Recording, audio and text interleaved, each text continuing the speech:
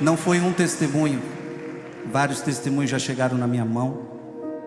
A pessoa na UTI, quase morrendo, e a pessoa que amava aquele paciente, aquela pessoa, colocou essa canção para ela escutar.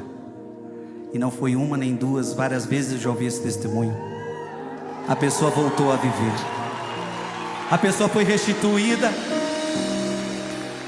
Quantas vezes eu já vi pessoas na depressão, e por causa dessa canção, elas saíram da depressão, elas saíram da angústia. Por quê? Porque é uma voz de Deus na tua alma. Eu te levantarei, filho amado, eu te levantarei.